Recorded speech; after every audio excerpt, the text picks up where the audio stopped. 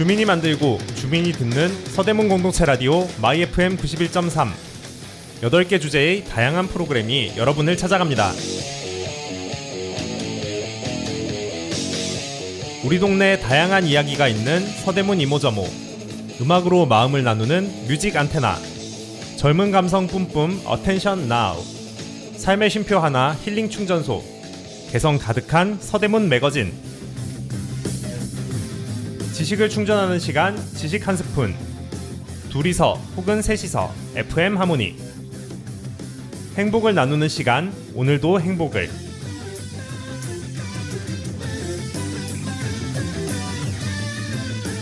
올드 앤 뉴 수다와 정보. 서대문 FM에는 골라 듣는 재미가 있습니다. 지금 서대문 FM은 온 에어.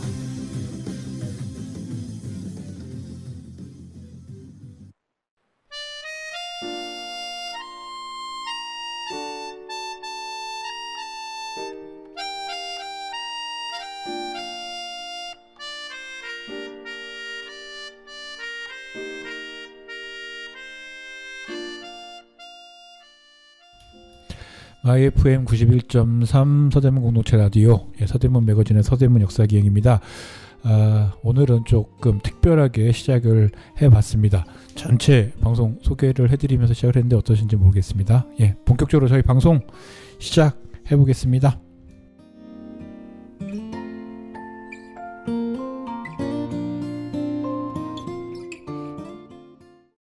황원입니다. 네, 안녕하세요. 박정수입니다. 네, 좀 새롭게 시작을 해봤습니다. 아마 청취하시는 분들이 깜짝 놀라셨을 것 그랬을 같은데. 수도 있을 것 같긴 하네요. 또 저도 깜짝 놀랐거든요. 그러니까 한 1분 정도 내외의 시간 동안에 모든 방송을 다 이렇게 네. 소개를 한번 해드려봤습니다. 저는 저희 시그널이 바뀐 줄 알았습니다. 아니 그건 또 제 마음대로 바꿀 수는 없죠. 네, 그게 좀 이제 한번 조금씩 이제 다른 방송들도 좀 이렇게 새롭게 개편이 됐기 때문에 그 방송들도 조금 어떤 방송이 좀 알려드리는 거를 조금 해야 될 것 같아서 담아봤습니다. 네. 어떻게 지내셨나요? 저희가 몇 주 전에 장마인데 장마 같지 않다 이런 말씀 드렸는데 정말 비가 많이 오네요. 네. 제대로 조금 장마 느낌이 났었던 한 주였죠. 양도 상당히 많고 그렇죠. 실제로 그 홍제천 변에 축대가 무너져서 소위 말 이재민이 났죠. 네, 이재민이 발생했죠. 네. 그 집을 부득이 이제 비우시고 피신하셔야 되는 분들이 생겨났는데 아무튼 조속히 회복되시기를 바라겠습니다. 네, 좀 이렇게 조금 더 안전한 서대문구가 좀 되었으면 하는 바람이 있고 어쨌든 그러기 위해서는 조금 뭐랄까요, 지금 기후 위기 이게 좀 변하는 상황에 맞춰서 조금 뭔가 조금 우리 태도가 좀 변해야 되는 거 아닌가 약간 이런 생각이 드는데 약간 재난 이후에 또 보도자료가 왔는데 보도자료가 기분이 나빠요. 안 좋아요. 보도자료가 나왔습니까? 이렇게 재난 현장 가가지고 이제 구청장이 이렇게 해서 했다 이렇게 보도자료가 왔는데 사진들 있잖아요. 솔직히 정치인들이 좀 사진이 전형적으로 이제 자기 뭐 하고 있다라는 그 구청장 중심의 사진이 와가지고 노란 자켓 입고 이런 사진 그런 거 말씀하시는 그렇죠. 거죠? 저는 자켓 당연히 입어야 된다고 입어야죠. 입기는. 근데 그 사진만을 보내준 게 너무 좀 기분이 안 좋더라고요. 네. 어쨌든 일부 시간으로 오래전 이날 시간으로 다시 본격적으로 이야기 시작하도록 하겠습니다.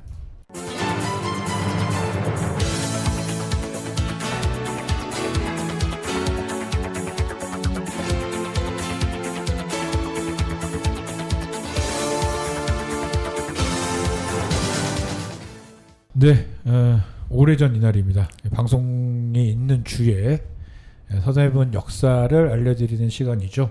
7월 16일부터 7월 22일까지입니다. 어떤 일이 있었죠? 첫 번째 말씀드릴 내용은 오래된 내용은 아니고요. 사실 2019년 7월 16일에 있었던 일인데 서대문 을 국회의원을 3번 아마 지내셨죠. 정두원 전 의원이 그 홍은동 야산에서 사망한 채로 발견된 날입니다. 약간 깜짝 놀랐었어요. 네, 많은 사람들이 놀랐죠. 그 직전까지도 방송 출연도 했던 걸로 알려져 있고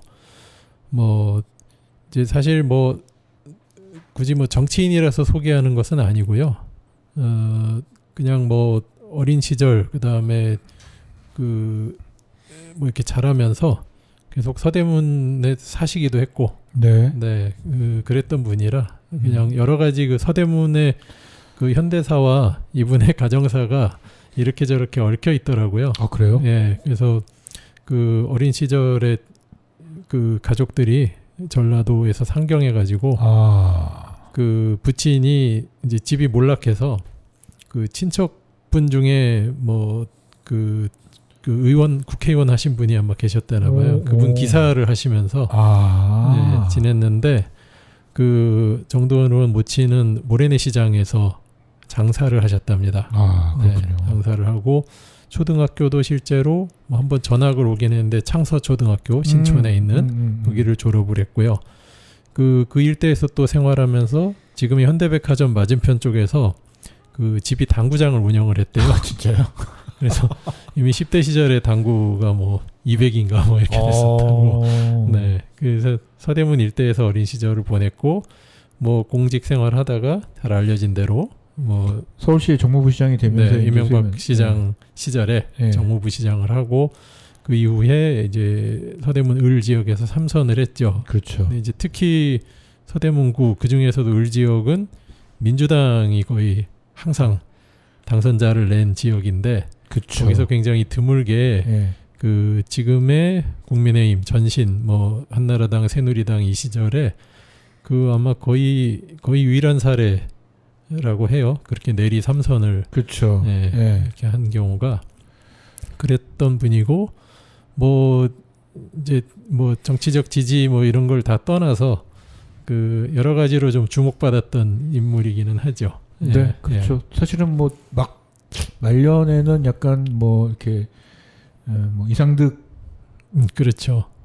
에게 대들었다가 네. 그러니까 이명박 씨가 대통령이 되고 나서 그 소위 뭐 그 이상득계로 알려진 그 이명박의 형이죠. 네. 그 계파에 이제 대들은 이제 소장파로서 이제 나중에 많이 고생을 많이 했고 사실 그 고생이 원인이었을 가능성도 저는 뭐 있다고 생각을 하고 그런 거 볼 때마다 이명박 대통령은 그렇게 형이 무서웠나 약간 이런 생각도 들고 뭐 영일대군 뭐 이런 그쵸. 소리가 나올 정도였으니까 그쵸. 아무튼 그 당시 이제 그쪽 당 안에서는 상당히 젊고 좀 유능하고 신선한 이미지로 대중들에게 많이 어필됐었던 인물이고 저희 뭐 방송국 하기 전에 이제 가재울 라디오 전신했던 가재울 라디오에서도 이렇게 총선 때 와가지고 이제 대담 방송을 만들었는데 제 기억으로도 상당히 겸손했었던 그런 삼선까지 했는데도 불구하고 굉장히 겸손했었던 이미지로 기억을 하고 있긴 합니다. 네, 그리고 뭐 아무튼 그 사망 당시 발견된 장소도 사실 서대문 홍은동이었고 그래서 여러모로 아무튼 뭐 지지자나 반대자 모두에게 좀 충격을 주는 사건이었던 것으로 제가 기억을 해서 오늘 소개를 드렸습니다. 네, 첫 번째 소식은 정두환 전 의원이 2019년도 7월 16일 홍은동 야산에서 사망한 채로 발견됐었다는 소식이고요. 두 번째는 두 번째는 저희가 지금 그 권오설 선생 이야기를 다루고 있잖아요. 네. 그와 약간은 관계가 있는 그런 내용입니다. 1936년이고요. 네. 7월 21일과 22일 네네. 양일에 걸쳐 있습니다. 네네. 간도 공산당 사건이라는 게 있어요. 거기 관계자들이 서대문 형무소에서 이 양일에 걸쳐서 사형을 당합니다. 네, 이제 관계자들이라고 했고 양일에 걸쳐서 사형을 한 명은 당했다고 아니죠. 했는데 이게 그 당시 기사로는 18명이 사형을 당했다. 9명씩 이틀에 걸쳐서. 그리고 당시에 서대문 형무소에 그 수감 중이던 그 일본인 그 노동운동가가 회고록을 쓴 게 있어요. 거기에는 22명이 사형당했다. 그래서 뭐 정확한 것이 무엇인지는 잘 모르겠습니다. 그러니까 설이 갈리는군요, 이게. 그러니까 어찌됐건 굉장히 많은 인원이 그러니까 하루에 9명 혹은 11명. 그냥 10명 가까이 10명 내외의 사람들이. 근데 보통은 그렇게 연달아서는 잘 안 한답니다. 사형을 사실은 그 집행하는 그 직원들도 그게 쉽지 않은 일이고. 그 트라우마죠. 사람을 누군가가 이제 사람을 죽인다는 거는 트라우마죠. 그러니까 이제 그 그 형무소 안에서도 사실 그게 큰 일이기 때문에 그러겠죠, 당연히. 이렇게 잘 안 하는데 이날 이렇게 거의 10명 내외씩 사용을 한 게 서대문 형무소 뭐 이후에 우리 해방된 이후에 전체 그 서대문 형무소 역사를 통틀어서 아마 가장 많은 인원이 하루에 사용당한 사건이라고 하고요. 네. 이제 참고로 이제 두 번째 많은 인원이 한 번에 사용당한 게 이제 74년에 인혁당 예, 8명이 여기는 복권이 다 된 사건이었고요. 그렇죠. 예. 네.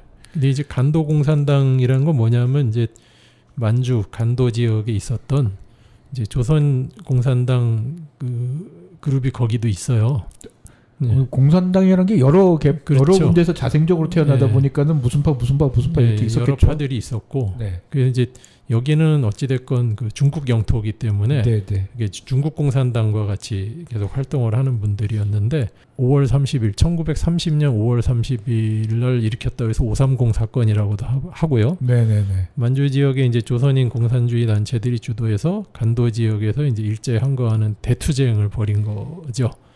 그래갖고 간도 지역 중국인들과 함께 공동 행동했는데 그리고 뭐 참가한 인원이 뭐 수만 명 된다고 합니다. 예. 근데 이제 수천 명이 검거되었고 거의 뭐 다 조선인이었다.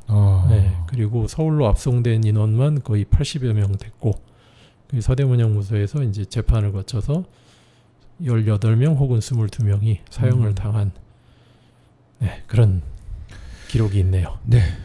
정리해드리면은 2019년 7월 16일 정두원 전 의원이 홍은동 야산에서 사망했던 거고요. 그리고 1936년 7월 21일, 22일 양 이틀 동안 간도 공산당 관계자들이 서대문 형무소에서 사형을 당했습니다. 오래전 이날이었습니다.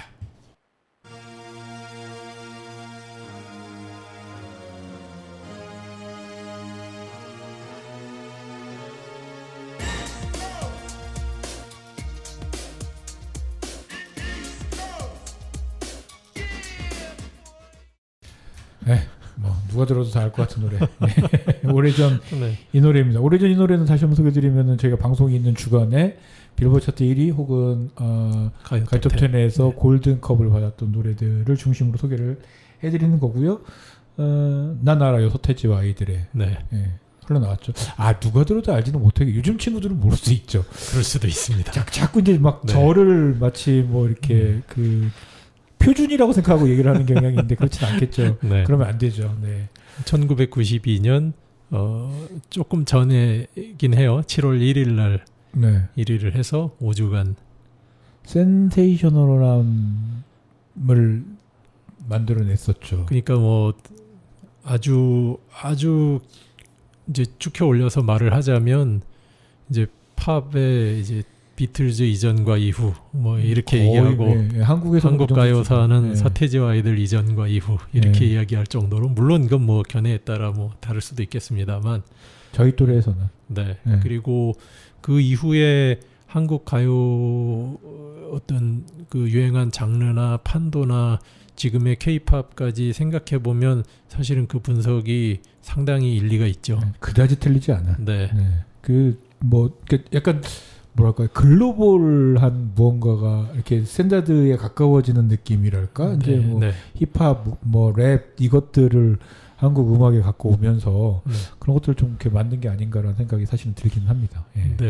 혹시 이 서태지와 아이들 이 난 알아요 데뷔했을 때라든가 그 이후에라도 이렇게 처음 그 TV 쇼프로나 이런 데서 봤을 때 혹시 기억나세요?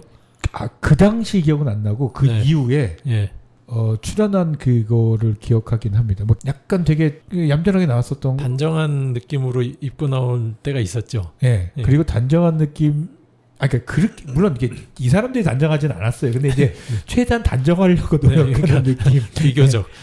그리고 뭐 이 서태지와 아이들이 그 이후의 활동에 비해서 생각을 해보면 굉장히 얌전하고 예의 바르고 뭐 이랬던 느낌. 그때 그랬었죠. 저도 그게 아마 토요일은 즐거워 같은 프로였던 것 같은데. 그러니까요. 92년 언젠가. 뭐 정확한 그 시기는 생각이 안 나고 자막으로 서태지와 아이들 이러고 난 알아요 나오는데 저 사람들은 뭐지 이러면서 봤더니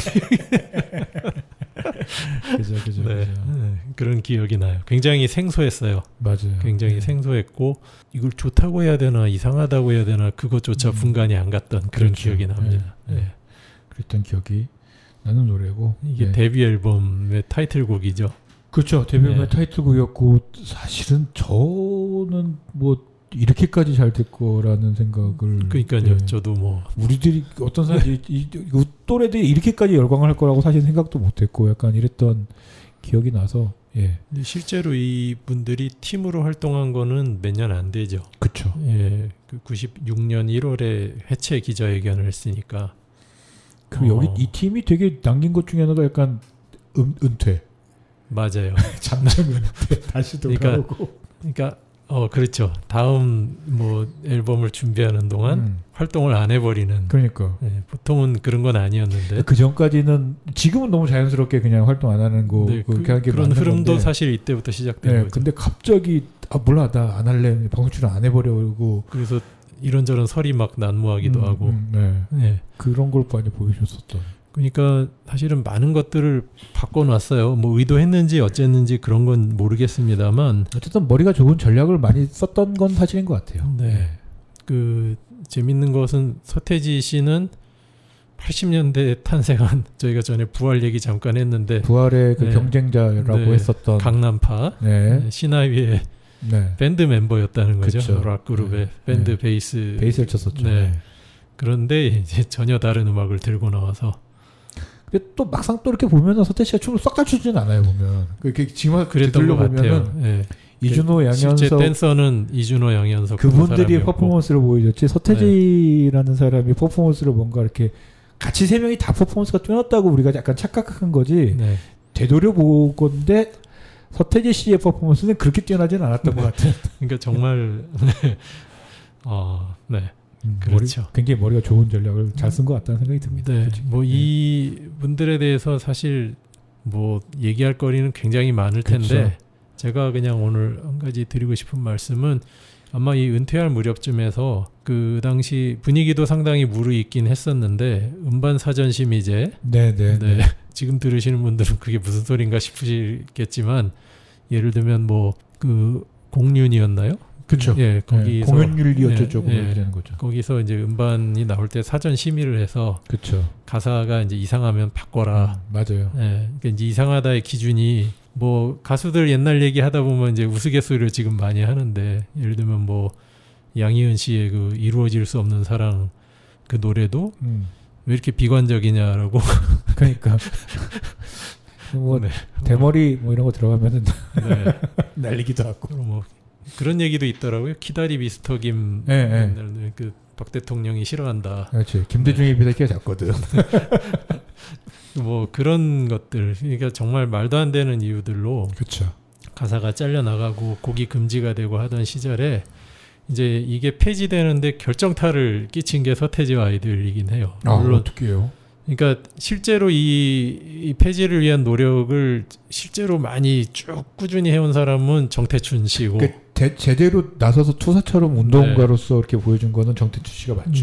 그 작년인가 재작년에 정태춘 씨 다큐를 그게 개봉이 됐었는데 거기에 보면 이제 그 과정이 좀 자세히 묘사가 되기는 합니다. 그러니까 정태춘 씨는 그러니까 이른바 그 불법 음반을 아예 그냥 내버리고 그러니까 그게 그랬던 거. 그러니까 예를 들면은 이제 제 기억나는데 뭐냐면은 이게 앨범을 하면은 우리가 소위 말하는 뭐 어디 레코드사, 어디 레코드 가게 이런 데다 파는 거잖아요. 이렇게 거기가 이제 약간 도매상에서 소매상으로 넘기는 그건데 그 라인을 안 타고 사실 이거는 약간 학생운동이랄지 뭐 등등등이 약간 발전했었던 당시였기 때문에 가능한 것 같은데 맞습니다. 학교 앞에 서점이나 이런 데에 다 뿌려버린 거죠. 이제 따로 카세트 테이프를 이제 뭐 불분명한 레이블에서 따로 찍어가지고 그런 식으로 유통을 해버리는 거죠. 그래서 이제 학교 앞에 서점 뭐 이런 데서 살 수 있게 만들었어요. 그리고 아예 그렇게 찍어내면 나 이거 찍어냈어 하고 시위하듯이 기자회견하고 맞아요. 그때 그랬었어요. 이제 그렇게 해서 문화예술계 전반이 이제 거기에 동조가 되면서 힘을 얻고 분위기도 이제 폐지 쪽으로 흘러가던 도중에 서태지와 아이들의 4집, 그러니까 마지막 앨범입니다. 공식으로는 그 95년에 이 앨범이 이제 작업이 되는데 거기에 수록곡 중에 시대 유감이라는 노래의 네, 가사가 네, 네, 네. 이제 여기 공연에 또 지적을 받은 거예요. 그러니까 서태지와 아이들은 어떤 식으로 했냐면 가사를 다 삭제해버리고 연주곡으로만 그거를. 그러니까 이제 팬들이 난리가 났죠. 그쵸. 팬들이 난리가 나고 가을에 국감이나 이런 데서도 이게 다루어지고 결국 그 10월 정기국회에서 이 법률이 개정돼서 서태지와 아이들이 은퇴한 한 6개월 후인 96년 6월부터 이 사전심의제가 폐지가 됩니다. 그렇죠. 그러니까 이미 어떻게 보면 이제 쓰러져 가고 있던 사전심의제에 마지막 이제 결정타를 날린. 그렇죠. 재밌는 건 정태춘 씨는 자기의 음악이 한 90년대 이후 생겨난 새로운 사조에 이제 밀려서 그렇죠. 더 이상 이제 그분의 굉장히 그 진지한 고뇌와 이제 서사가 담긴 그런 음악들은 더 이상 이제 유통이 안 된다라는 이제 좌절에 또 그 빠져들었던 시기이기도 하거든요. 어떻게 보면 서태지와 아이들의 장본인일 수도 있는데 그러네요. 또. 네, 두 사람들이 서로 뭐 같이 실제로 협업한 건 아니지만 묘하게 이 사전심의제 폐지에는 깊은 영향을 준 거기서 또 접점이 생기는 그런 부분이 있다고 또 볼 수 있을 것 같아요. 그 뭐 언젠가는 이게 두 평가를 할 때 뭐 분명히 이제 이런 것들을 이제 평가하면서 두 사람 혹은 두 팀, 네. 한 명의 사람과 한 명의 팀, 뭐 분명히 좀 이렇게 언젠가는 좀 이거를 좀 평가를 받아야 되는 노래로 음악뿐만이 아니라 이런 방식으로도 좀 평가를 받아야 될 수 있지 않을까라는 생각이 듭니다. 네. 예. 그리고 참고로 은퇴 기자회견 하고 나서 그 서태지와 아이들이 이제 생활도 하고 작업실로도 썼던 그 집에 팬들이 몰려와가지고 네, 맞아요. 그 담벼락이고 대문이고 막 그 이것저것 막 써놓고 붙여놓고 했던 그게 굉장히 화제가 되고 뉴스에도 보도가 됐는데 기억이 납니다. 우리 동아리 후배가 사라져가지고 그때 그 집이 또 서대문에 있었죠. 서대문 연희동. 연세대학교 북문에서 바로 나오자마자 바로 보이는 집입니다. 그렇군요. 약간 작업실 같은 집이었던 거죠? 네, 뭐 그랬던 것 같아요. 갑자기 후배가 너무 서태지와 아이들 팬이었는데 은퇴 소식 이후로 동아리방이 안 나와가지고 사람들이 다들 걱정하면서 가야 되는 거 아니냐 데리러. 그 친구가 이제 지방에서 올라온 친구여가지고 그런 그 팬의 모습이 그 드라마 응답하라 1994인가? 그쵸. 거기에도 아주 1997? 1994? 4. 4. 4의 그 한 인물이 그쵸. 그 팬으로 나오면서 묘사가 많이 됐죠. 그렇군요. 자, 오래전 이 노래는 서태지와 아이들의 난 알아요였고요. 1992년 1위를 5주 동안 했습니다. 난 알아요 들으시고 다음 세 번째 오늘의 서획기행으로 다시 찾아오도록 하겠습니다.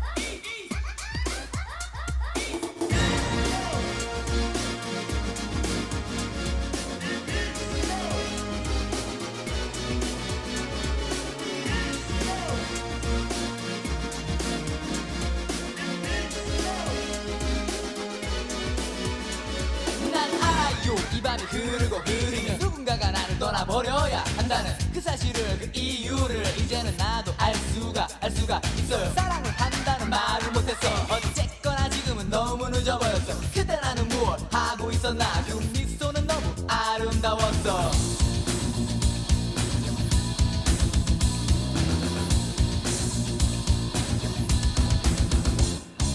난 정말 그대만을 좋아했어.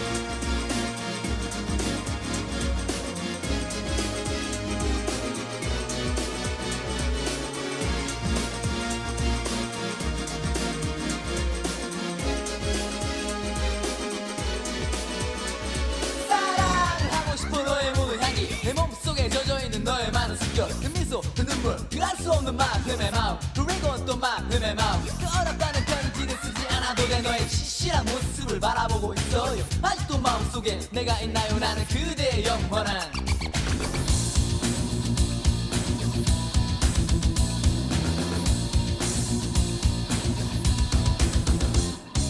난 정말 그대만을 좋아했어 나에게 이런 슬픔 안겨주는 그대여 그대여 가지 마세요 나를 정말 떠나가요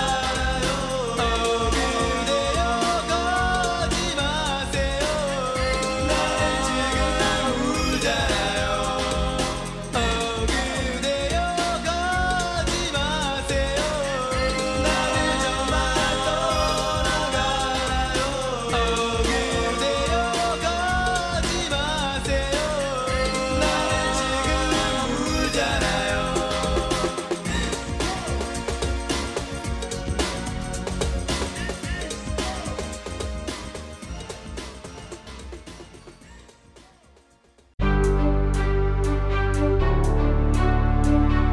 서대문 FM에서 여러분을 광고주로 모십니다. 동네 가게 홍보는 물론 축하 이벤트, 전하고 싶은 이야기까지 부담 없는 가격으로 제작, 방송해드립니다. 관심 있는 분들은 서대문 공동체 라디오 전화 010-6501-3779 010-6501-3779로 연락주세요.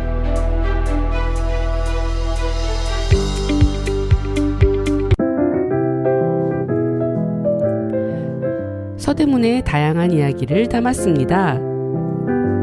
우리 아이가 잠든 사이 서대문 역사기행 이심전심의 톡톡톡 크리스마커를 하세요. 들리는 연구 보이는 세상까지 서대문 매거진은 수다, 교양, 재미있는 연구까지 골라듣는 재미가 있습니다.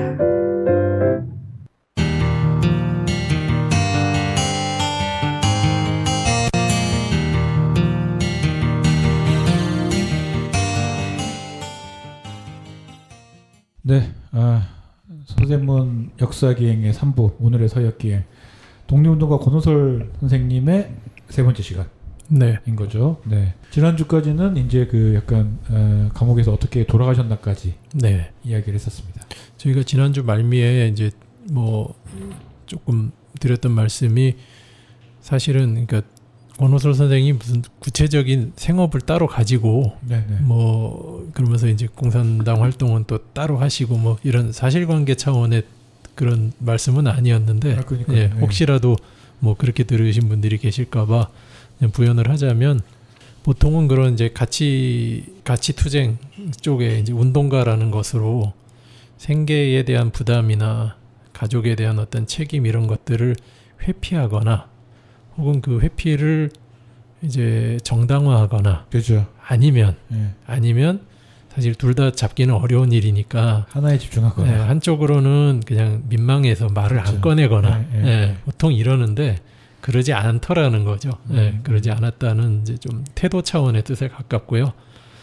뭐 아무튼 권호설 선생은 좀 그렇지 않았고 자신의 선택이 빈궁한 가정이나 다른 그 부모 형제들 간에는 죄를 짓는 것이라는 죄의식이 상당히 많았어요. 그 편지나 이런 걸 보면 실제로 그런 표현을 쓰기도 했고 예, 그런데 그런 마음을 이게 막 억누르고 뭐 또 말을 안 꺼내고 이럴 수도 있는데 그러니까요. 그렇지 않고 그러니까 심지어는 옥에 갇혀서도 내가 실제로 아무것도 할 수 없는 처지인데 이런 얘기 꺼내는 게 참 염치 없다만 예, 그러나 이제 그 가정 경제에 대한 이 걱정을 계속 하는 거죠. 이제 그러니까 이것도 참 보통의 마음은 아니다 이런 생각이 되게 좋은 태도고 예. 이건 뭐 약간 뭐 그 여러 면에서 생각할 만하고 뭐 본받을 만하고 어떤 지점에서는 그런 네. 태도로 생각합니다. 뭐 예. 뻔뻔하게 굴거나 그렇지 않더라도 사실 말을 안 하게 되기가 쉬울 것 같거든요. 그렇죠. 예, 내가 뭐 이런 일에 굳이 이렇게 근데 그러지 그리고 사실 않았다는 또 거예요. 사람이면은 또 이렇게 약간 스트레스를 이렇게 이쪽에 신경을 쓰면 저기까지 신경 쓰기가 쉽지 않아요. 네, 사실. 그리고 실제로 그런 것들에 대해서 둔감해지고 그렇죠. 예. 근데 이제 어떻게 해서든 계속 고민하려고 하고 이거는 어떻게 보면 되게 의식적이었던 것이고 되게 유미한 뭐 노력이었다라는 생각은 들더라고요. 네. 예. 뭐 아무튼 그 말씀을 드리고요. 이제 권호술 선생 마지막 편이 될 것 같은데 네. 오늘은 이제 아주 뒤늦게 해방 60년 만에 독립유공자 서원을 받게 되기까지의 이야기와 그 다음에 권호술 선생 그 집안 그 가일 마을이란 곳이 이제 다른 독립유공자도 많이 계시거든요. 네네. 네, 뭐 그런 분들 이제 같이 묶어서 좀 소개를 드리려고 합니다. 그러니까 이 사회주의 계열이었기 때문에 뭐 아시는 분은 아시겠지만, 네. 독립운동가로서 추서가 안 됐었죠. 네. 오랜 기간. 네. 실제로 권호술 선생이 사망한 건 1930년이라서 해방 때까지 사실 세월도 되게 길고요. 네. 해방 후에 우리 뭐 분단이나 좌우 대립 뭐 이런 것과 완전히 무관한 분인데 그렇죠. 근데 예. 왜 빨갱이 집안의 멍해를 계속 짊어지고 있었는가? 네네네. 여기에는 이제 권호술 선생의 남은 그 두 동생들 또 관련이 되어 있어요. 그 중에 한 명이 러시아에 갔다 왔다 그랬죠. 네, 그 유학까지 갔다 온 네. 권호술 선생 사망 당시에 서대문 형무소에 또 갇혀 있었던 네, 셋째. 막내 권호직. 네. 이분이 해방 후에 그 조선공산당 기관지인 해방일보라고 하는 것이 이제 사장을 지내고 있었는데 그때 그 요즘에 조금 그 회자되는 유명한 사건이 있습니다. 그 정판사 위조 집회 사건이라고 미 군정 시절에 군정이 그 좌익 계열 제거를 위해서 조작해낸 사건이에요. 지금 이제 그렇게 정리가 됐어요. 네네. 여기에 연루가 돼가지고 피신을 하느라고 월북을 합니다. 네. 그러니까 왜 김원봉 선생도 그 친일 경찰 녹술한테 해방 이후에도 고문당하고 이러면서 월북하잖아요. 그렇죠, 그렇죠. 네. 그러니까 참 비극적인 사건인 거죠. 갈 곳이 거기밖에 없다는 것 자체가 사실 되게 비극적인 거죠. 예. 그리고 그 두 형제를 옥바라지하던 중간 둘째 권오기 선생도 월북합니다. 오. 네. 그 동생을 따라서. 오. 그러니까 이제 그거에다가 뭐 정확히 누구다 얘기는 하기 어렵지만 그 권호설 그 형제들의 영향을 받았던 그 마을의 또 다른 청년 그룹들 상당수가 또 월북을 했다 그래요. 그렇군요. 근데 이제 이런 마을들이 많습니다. 사실 안동 지역에 가면은 그 월북자가 한두 명씩 있는 집안들이 굉장히 많이 있어요. 나중에 들어보니까 저희 외가 쪽에도 있더라고요. 네. 그러니까 이러면서 사실 이후에 그로 인해서 받은 피해들이 있거든요. 그렇죠, 그렇죠. 그게 오늘날의 어떤 정치적 스탠스에 이제 영향을 끼친 원인이 될 수도 있다라고 보는 것이 이제 저의 생각이에요. 참고로. 네네. 그러니까 사실은 이렇게 되다 보니 어떤 시선에서 보면 남은 마을 사람들의 입장이라던가 이런 데서 보면 이 권호설 삼형제가 본인들만 빨갱이일 뿐 아니라 마을을 아주 박살낸 장본인들인 거죠. 그렇죠, 그렇죠. 네. 그러니까 이 월북자를 두고 있는 그 집들이 겪어야 되는 고초라는 게 우리 예전에 이제 연자제가 살아 있을 때 그 이루 말을 할 수가 없잖아요. 네네. 네. 그러니까 정상적인 사회생활을 할 수가 없고 그 남은 가족들이. 네. 그러니까 그런 상황에서 사실은 이 남은 권호설 선생의 가족이 마을로부터 일가잖아요. 일가로부터 받아야 했던 그 어떤 따가운 시선과 그 대우라는 거는 상상하기가 좀 어렵죠. 그러니까 남은 사람들이 다 여자들이었던 거예요. 권호설 선생의 부친도 해방 직전에 돌아가시고, 그러니까 권호설 선생의 어머니가 살아계셨고, 부인, 그다음에 오기 선생의 부인, 오직 선생의 부인, 그다음에 이제 자식들이 있었는데 여기서 이제 아들을 둔 사람이 가운데 오기 씨밖에 없었어요.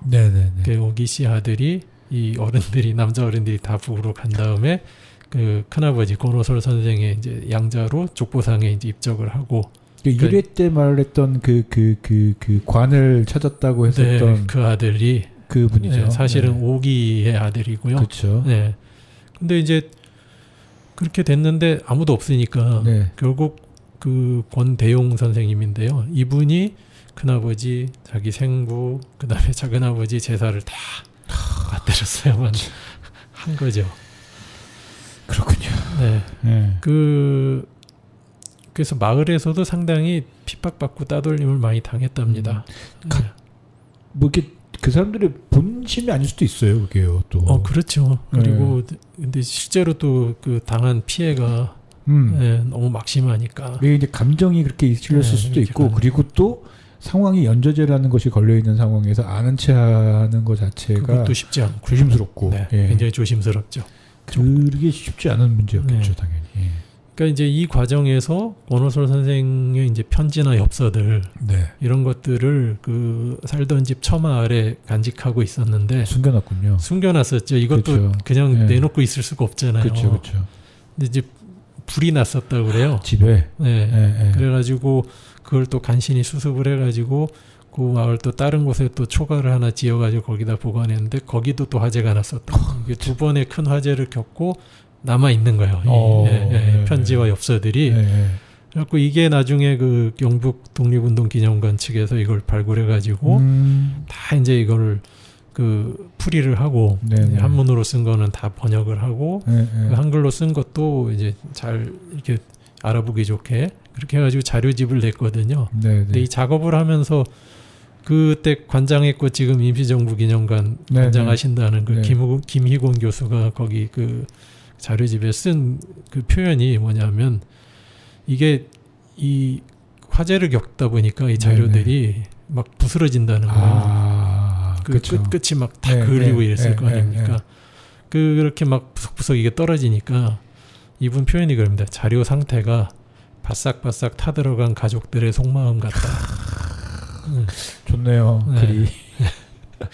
아주 표현이 아주 근데 이제 아무튼 그런 세월을 좀 신선하게 보내시다가 사회주의 계열 독립운동자 서훈이 사실은 김영삼 정부 때 최초로 되기는 돼요. 95년에 그 이동희 선생 먼저 이제 사실은 사회주의 진영에서 처음 서훈이 되는데 그때부터 분위기들이 조금씩 달라지면서 그러니까 사실은 한국의 정치적 민주화와 매우 밀접히 관련이 있는 거죠.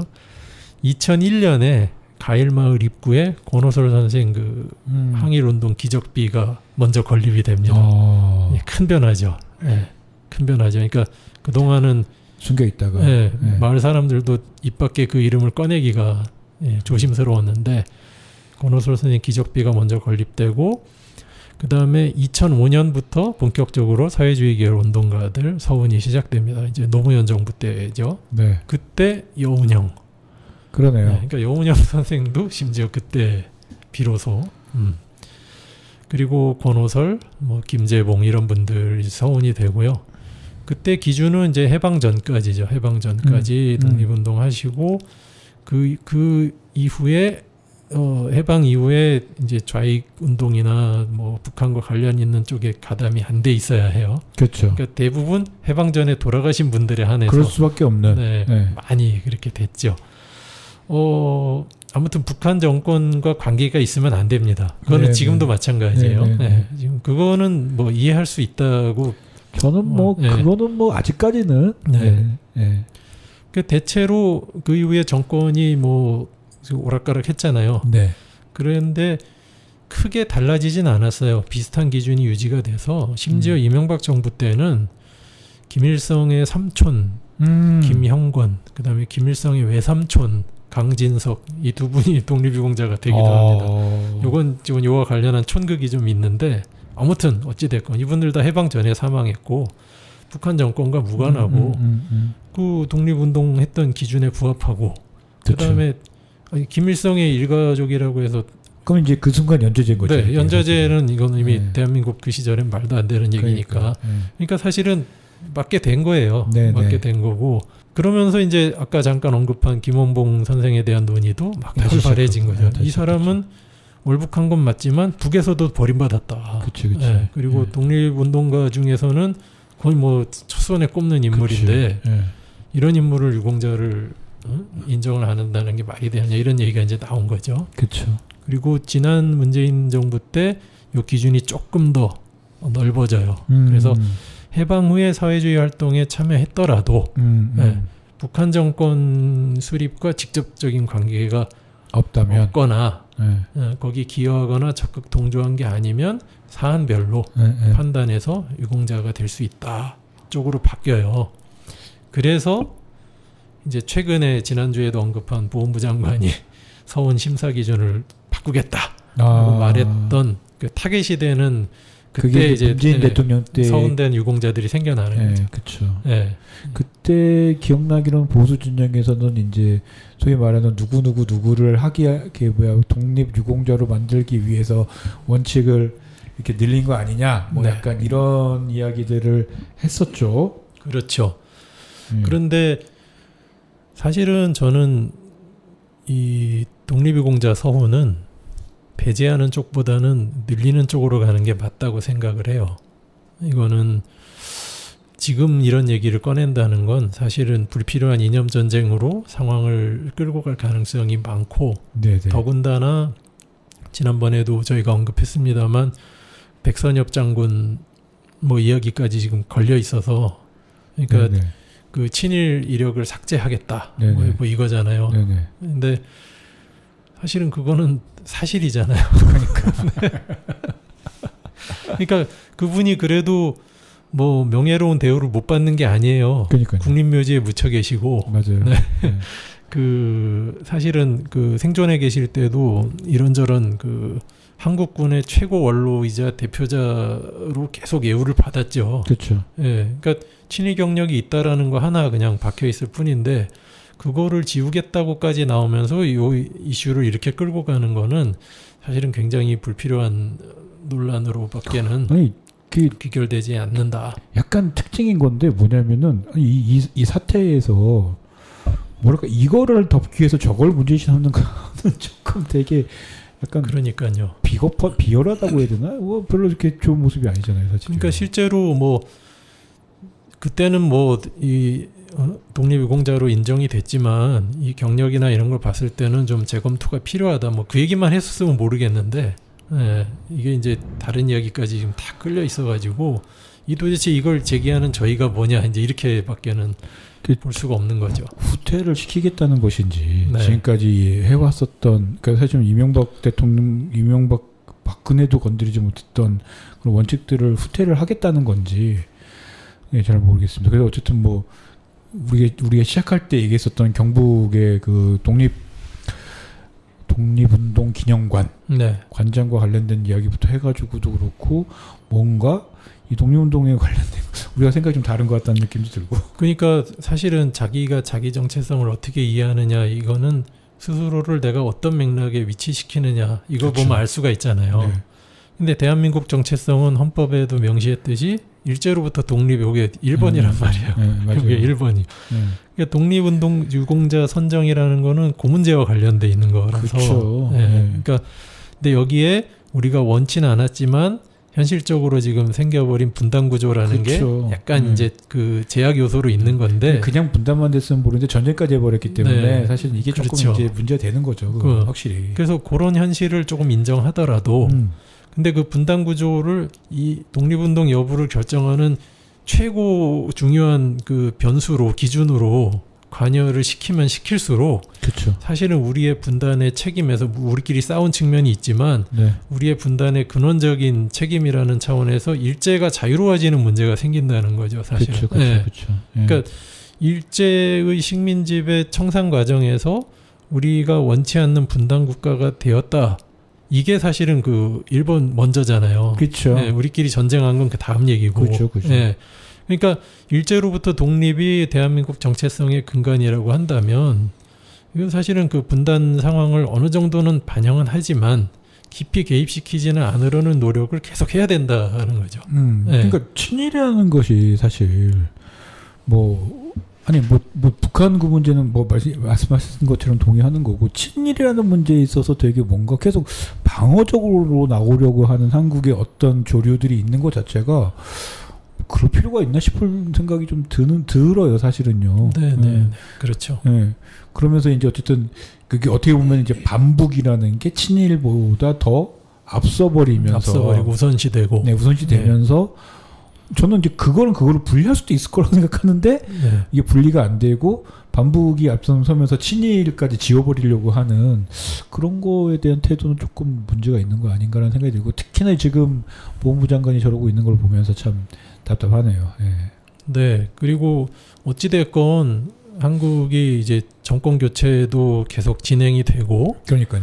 그리고 그런 제도적으로 내용적으로 계속 민주화되고 그다음에 여러 역량들이 쌓이면서 사실은 그 우리가 예전에 뭐 그런 표현 체제 경쟁 뭐 이런 근데 그런 표현조차 지금은 안 하잖아요. 그러니까 이제 더 이상 조선일보, 중앙일보 이런 네. 데서도 북한이 한국보다 군사적으로 앞선다는 얘기를 그런 얘기조차 지금 할 수 없는 상황이고 오히려 한국에서 소위 진보 정권이라고 하는 곳에서 오히려 그 우리나라의 군사력 증강이라는 게 엄청나게 그렇죠. 예, 이루어져서 사실은 뭐 지난 정부 때 거의 군사 대국화가 거의 이루어진. 그러니까 오히려 지금 소위 말하는 게 약간 자주저국인 자주국방이라는 측면에 있어서 그걸 또 이렇게 자주국방을 처음 만든 사람이 박정희 대통령 아니겠습니까? 그렇죠.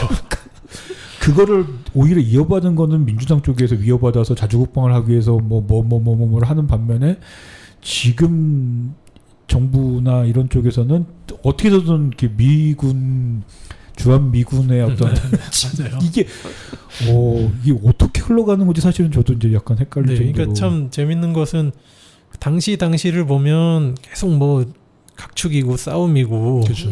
그렇지만 지나놓고 보면 예를 들면 보수적인 정권은 보수적인 정권대로 또 그렇지 않은 또 정권은 그렇지 않은 정권대로 크게 봐서는 한 방향으로 이렇게 기여해 왔다라고 할 수 있는 것들이 몇 가지 있죠. 지금 얘기 나온 이제 국방 문제도 그렇고, 그렇죠. 그다음에 이제 경제 발전 문제도 그렇고, 그렇죠. 그러니까 거기에다가 이제 민주적인 역량들이 쌓여가지고 지금 이렇게 그 사회주의 계열 독립유공자들도 저희가 서운하기 시작하고 이런 게 사실 거기서 품이 넓어지면서 생긴 그럼요. 거잖아요. 그러니까 이제 더 이상 뭐 북한 정도는 이길 수 있지. 뭐 북한하고 체제 경쟁 안 해도 뭐 그런 건 의미가 없지. 이러니까는 그러면 우리 독립 이런 운동하셨던 분들을 더 우리가 인정해 주자. 그렇죠. 그게 대한민국 자신감의 표현이고. 그렇죠.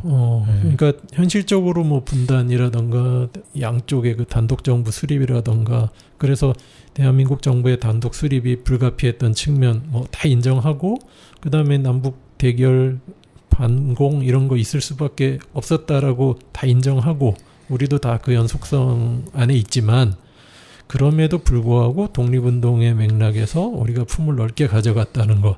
이게 바로 어떤 분단의 현실이 있지만 이 현실이 우리의 바람인 것도 우리의 희망인 것도 아니라는 어떤 선언이 되는 거고. 그렇죠.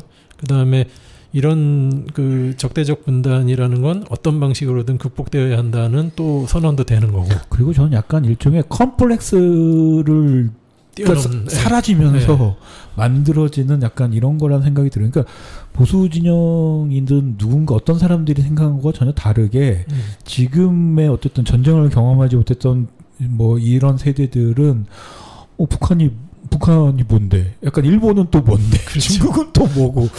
약간은 한국이라는 이것을 중심으로 이렇게 바라보지 맞습니다. 컴플렉스를 가지고 바라보지 않는다는 거죠. 그렇기 때문에 사실은 이제 뭐 친일이든 반북이든 조금 더 자유롭게 객관적으로 볼 수 있는 시선이 있는 것 같은데 그렇죠. 많은 경우는 그렇지는 또 않은 것 같아서 그건 좀 답답합니다. 네, 오히려 그것이 우리가 옛날에 귀에 못이 닳도록 들었던 한반도 유일의 합법적인 국가. 그렇죠. 대한민국이 그 정통성이 있는 국가라는 걸 오히려 이런 걸 통해서 사실은 드러내는 건데. 그렇죠. 왜냐하면 그 임시정부의 그게 성공적이었건 실패였건 이랬건 저랬건 임시정부 독립운동의 초기 구성도 민족주의 계열, 사회주의 계열 다 합쳐서 구성을 하려고 노력을 했고 이후에도 계속 그런 좌우 합작, 좌우 통합 노력을 계속 기본적으로 가져가는 게 임시정부의 방침이라는 점에서 그게 계승인 거죠. 그러니까 이게 네. 사실은 이제 그렇게 한다면 사실은 이 그 일제를 어떤 청산한다는 의미나 뭐 그다음에 이런 그 일제에 대항해 싸운 것만을 기준으로 어찌됐고 우리 독립유공자로 인정한다 이런 것이 사실은 보수 진보의 문제가 아니라는 얘기가 되는 거죠. 그렇죠. 네. 저 뭐 마지막으로 좀 가일마을의 어떤 또 다른 독립운동가들. 네. 뭐 아무튼 그 문제는 그렇고요. 예. 그래서 권오술 선생은 60년 만에 독립유공자가 되셨고 권오술 선생이 그 영향이 깊이 관여됐던 그 학생 그룹이 있었다고 그랬잖아요. 네네네. 조선 학생과학 연구회. 예. 여기를 중심으로 이제 60 거기 참여했던 예. 그 중추적 인물들 가운데 그 이 마을 청년들이 또 있었어요. 예. 그래서 그 권오상이라고 하는 분이 있습니다. 다 이제 집안 사람들인 거죠. 네, 같은 학렬이죠. 네, 네. 그러니까 한 뭐 제가 알기로 한 10몇 촌 되는데 그 뭐 한 7대 8대 할아버지들끼리 형제라서 네네. 그 권오돈이라고 하기도 네, 하기도 하고요. 이분은 이제 그 당시 연희 전문 학생이었어요. 예, 그리고 권오운 예, 이분은 이제 중앙고보에 다니고 있었고 이 두 분이 다 60에 이제 중추적 인물로 참여를 합니다. 그 집안 형님 권오상 네. 영향 속에서 네네네. 이 둘 모두 체포됐었고 감옥에 갔었고. 네, 권오운 선생은 그 당시 이제 어려서 그랬는지 아무튼 금방 석방이 됐고요. 네. 권오행은 그 서대문 형무소에 마찬가지로 있었습니다. 네네. 이제 1928년에 병이 걸려가지고 병보석으로 추록하는데 그 며칠 못 가서 사망해요. 아이고. 네, 권오운 선생도 이 권오상 선생보다도 더 먼저 죽습니다. 네, 그리고 그러니까 권오운 선생이 27년에 사망하고 네. 권오상 선생이 28년에 사망하고 네. 권오설 선생이 30년에 사망하고 그 당시에 권오직 선생은 서대문 형무소에 갇혀 있고 그러네요. 네, 이게 이제 현실이죠. 네네. 그리고 뭐 그 인근 마을 사람들도 그 서울에 이제 유학 와 있던 학생들은 여기 막 참여를 했는데 뭐 가일 마을 분들만 지금 소개를 드리려고 하니까 그분들은 언급을 안 하겠고요. 권오상 지금 말씀드린 권오상의 주부가 있어요. 네네. 할아버지 네. 권준희라고 하는 분인데 이분은 그 권오설 선생 그 이력 소개할 때 말씀드렸던 그 가일 마을 사람들이 이미 참여했었다고 하는 대한광복회 네네. 여기에 고문이었습니다. 그리고 또 그 권준희라고 하는 분의 이제 같은 학렬 권준흥이라고 하는 분, 권오설 선생이 이제 조부뻘 되는 분들이죠. 네네. 이분도 대한광복회 활동을 하셨고, 그다음에 그 바로 권오설 선생이 바로 우대 사람들이 또 있어요. 권영식이라고 하는 분이 있고 영달이라고 하는 분이 있는데 권영식 선생도 대한광복회 활동하고 1920년대 초기에 또 이 노동운동 네, 권오설 선생도 참여했던 그 노동운동에 또 같이 참여하기도 하고 또 권영달 선생이라고 하는 분은 이제 경성고등상업학교 그러니까 이게 이제 지금의 서울상대 전신이라고 하는 네네. 거기 다니던 중에 60만 세에 참여했는데 그게 이제 문제가 돼서 결국 학교를 못 마치게 되고요. 네. 그리고는 나중에 한국어 학자로 조선어학회 활동을 하다가 또 돌아가십니다. 네. 그리고 또 같은 학렬 중에 권오헌이라고 또 있어요. 많으시네. 네. 신간의 안동지에 활동을 하다가 이제 구금도 되고 그다음 나중에 만주로 가서 이제 항일운동을 하고요. 그 해방 이후에 네. 또 좌익사범으로 대구 형무소에 수감돼 있었는데 네네. 1950년 한국전쟁 때. 네, 한국전쟁 때 집단 학살됩니다. 그리고 이제 2010년에 와서 과거사정리위원회에서 이게 확인이 돼가지고 그 이후에 유공자로 독립유공자로 되고요. 근데 이 권오헌 선생은 아까 말씀드린 권오상 선생의 사촌 동생이고요. 네. 그다음에 권오상 선생보다 한 해 빨리 죽었다던 권오운 선생은 사실은 그 생부가 그 권오상 선생 아버지랑 실제로는 형제간이에요. 근데 이제 다른 입적이 된 거죠. 그 집안 다른 아저씨뻘한테 이제 들어간 분들이라 사실은 다 이게 핏줄로 얽혀 있고요. 그러네요. 예. 예. 아무튼 이 마을 출신으로 이제 서훈이 된 유공자만 뭐 13분인가 된다고 하고 서훈이 안 된 분들 또 북으로 가신 분들 다 따지면 이제 굉장히 많겠죠. 그렇습니다. 이게 어떻게 보면은 한 집안 한 명의 좀 이야기를 하면서 어떻게 보면은 한국의 어떤 친일과 반북과 뭐 이것까지 다 얘기를 할 수 있었던 시간이었던 것 같아요. 네, 처음 또 소개드리는 서대문 형무소 독립운동가다 보니까 네. 이런저런 배경 이야기까지 좀 많이 드리게 된 것 같아요. 그렇습니다. 네. 어쨌든 뭐 8월달에 서대문 형무소에서 서대문 독립 페스타라고 하는 행사가 있습니다. 네. 8월 12일부터 15일까지인가 13일부터 15일까지인가 있다고 하는데요. 많은 관심 가져주시고요. 그거 관련된 얘기도 좀 저희가 할 수 있을 것 같아요. 네, 그렇습니다. 자, 마지막으로 이제 정리를 하면서 혹시 다음 시간에 뭐 할 건지 아니면은 뭐 우리 노래 뭐 들을지 이야기 조금만 할까요? 다음 시간은 아직 정리가 안 됐군요. 네, 생각을 해봐야 되겠고요. 네, 우리 마지막 노래는 예, 그 아까 음반 사전 심의지 네. 얘기했는데 네. 그 투쟁을 주도했었던 정태춘 씨의 실제로 이 발매가 금지 처분을 받았던 그 앨범 음반의 예. 대표곡. 예. 그 다음에 저희가 지금 이야기했던 조금은 안타까운 대한민국의 정체성 문제나 이런 예. 것들을 좀 떠올리게 만드는 노래이기도 한 대한민국. 예. 들으면서 예. 저희는 인사드리고 다음 시간에 찾아뵙도록 하겠습니다. 지금까지 황우환이었습니다. 네, 박정수였습니다. 감사합니다.